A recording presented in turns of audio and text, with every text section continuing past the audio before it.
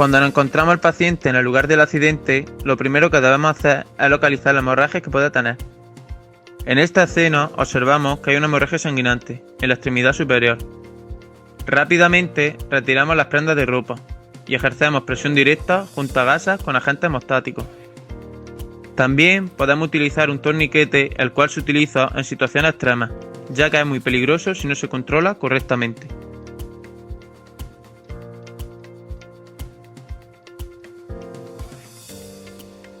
A continuación comprobaremos la vía aérea o airway y veremos si la víctima sufre de daño en la columna cervical. La vía aérea debe comprobarse rápidamente para asegurarse que está abierta y sin obstáculos y que no existe peligro de obstrucción. Si la vía aérea está comprometida, debe abrirse con métodos manuales, no produciendo hipertensión del cuello, sino que realizando tracción mandibular o la triple maniobra modificada, subluxación mandibular.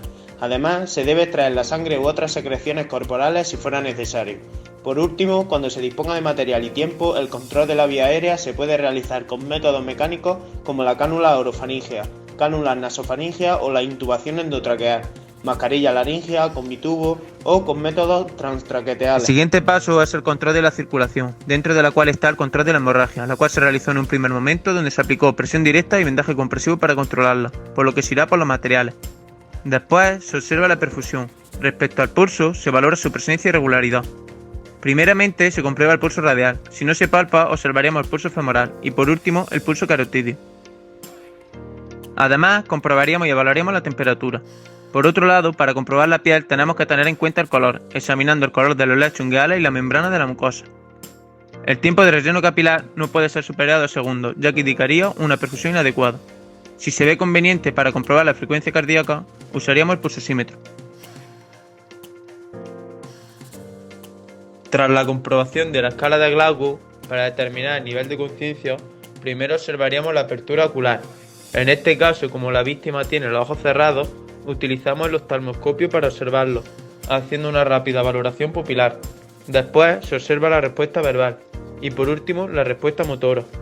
Llegamos a la conclusión por la suma de todos los valores obtenidos que la víctima está en coma moderado, ya que el paciente no abre los ojos, no responde y retira la extremidad ante el dolor, por lo que se debe proceder a asegurar la vía mediante intubación y ventilación, a la vez que se tomarán los valores de la glucemia, apuntando los resultados obtenidos para valorar la evolución del paciente.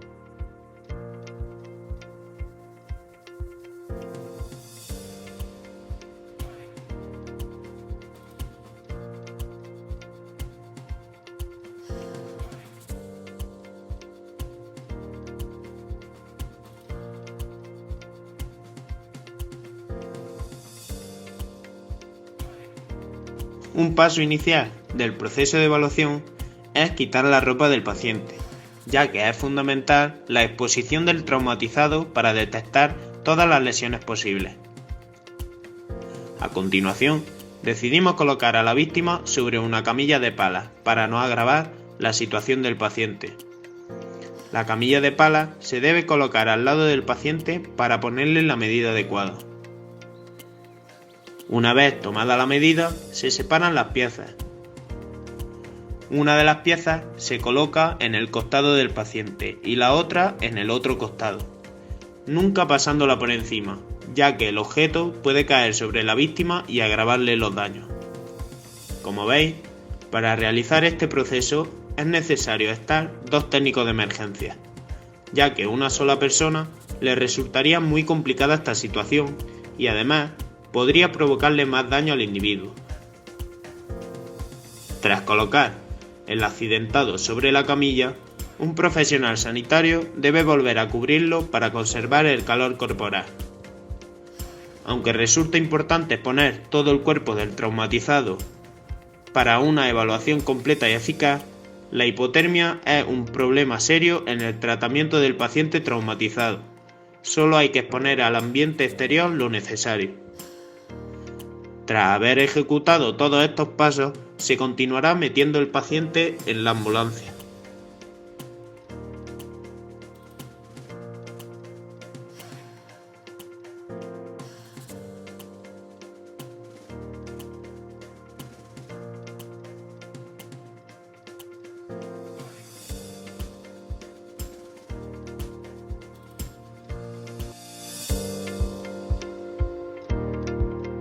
Tras la valoración primaria, seguiríamos con la valoración secundaria, comenzando por la cabeza. Para ello tenemos que tener en cuenta que el pelo de la víctima puede tapar alguna lesión que pueda tener, por lo que palparíamos la cabeza mirándonos las manos a ver si hubiese presencia de sangre. En este caso la víctima está inconsciente, pero si no lo estuviera le pediríamos que sonriera y levante las cejas, para observar la simetría facial, y si tuviese babeo, lo que podría llevar a accidente cerebrovascular. En segundo lugar, observaríamos los ojos. Para ello, abriríamos los ojos del paciente y se observa la esclerótica. En nuestro caso, se observa rojizo, lo que indicaría que está irritada. También comprobaríamos el movimiento de los ojos, entre cuales está el nistagmo, que es el movimiento incontrolable de los ojos. Y tras ello, comprobamos, en caso de que el paciente esté consciente, la agudeza visual, indicándole que diga cuántos dedos ve.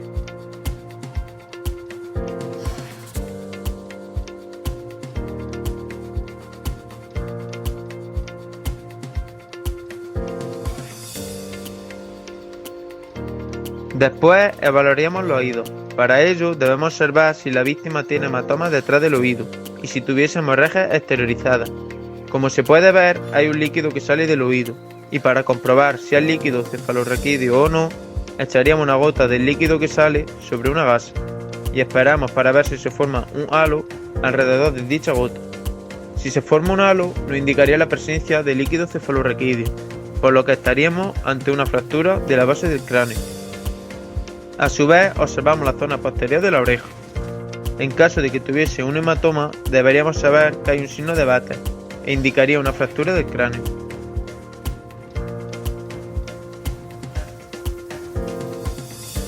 En cuarto lugar, pasaremos a valorar la nariz, para descartar la salida de sangre o de líquido, ya que puede afectar a la respiración, y a su vez observar si hay pelos chumascados, que sería señal de quemadura en la vía respiratoria.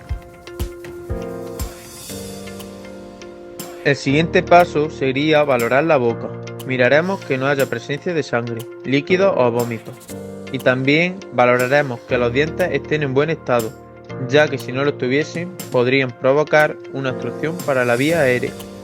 Además, si estuviera consciente, le pediríamos que apretase la boca y en caso de que no pudiese, nos indicaría que podría tener una fractura en la mandíbula o maxilar superior. Ahora seguiríamos con la valoración del cuello, con el método DCA-PB-TLS. Para ello, palparíamos el cuello del paciente, para ver si tiene alguna deformidad o dolor. Tras ello, en caso de herida, se aplicaría un vendaje oclusivo. A su vez, deberíamos comprobar la frecuencia respiratoria y comprobar que no tiene ningún edema que pueda obstruir la vía respiratoria. Para medir la frecuencia respiratoria, usaremos el fonendoscopio. Y tras ello observaríamos la posición de la tráquea. Si se encontrase desviada, nos indicaría la existencia de un neumotórax a tensión.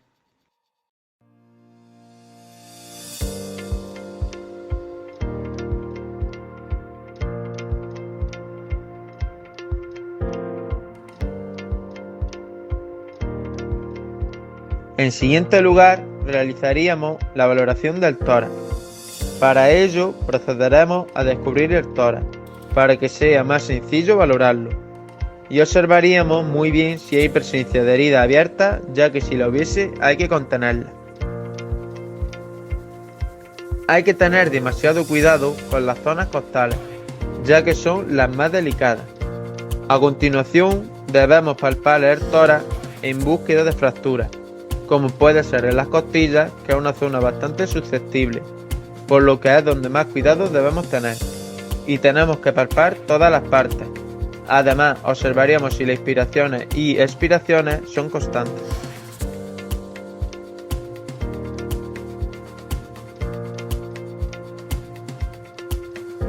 A continuación, valoraremos el abdomen.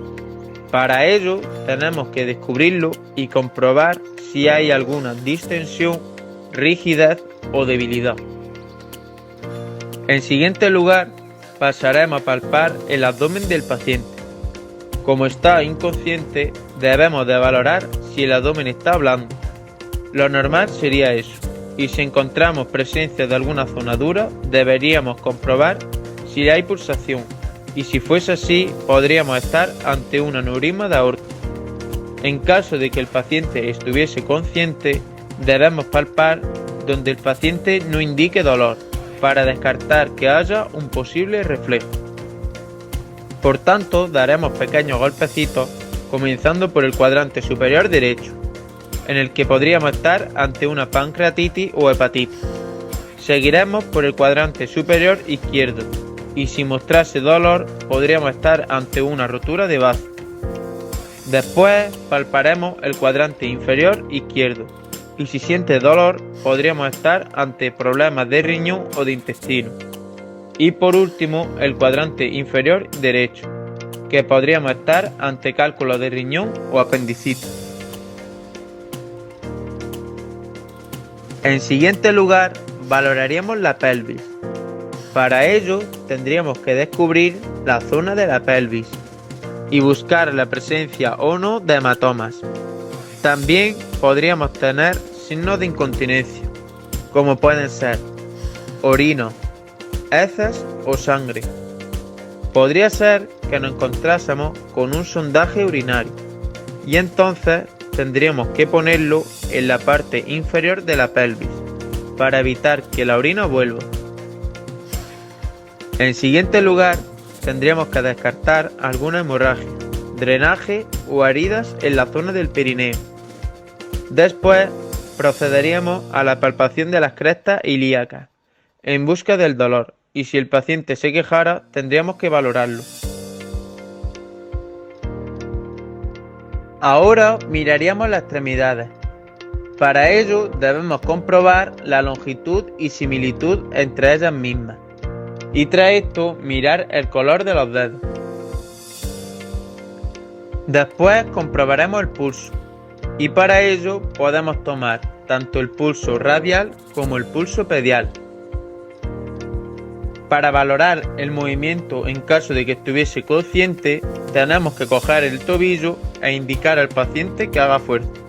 Y para valorar la sensibilidad, tocaríamos un dedo del pie y preguntarle al paciente cuál le estamos tocando, y hacer el mismo procedimiento para las manos.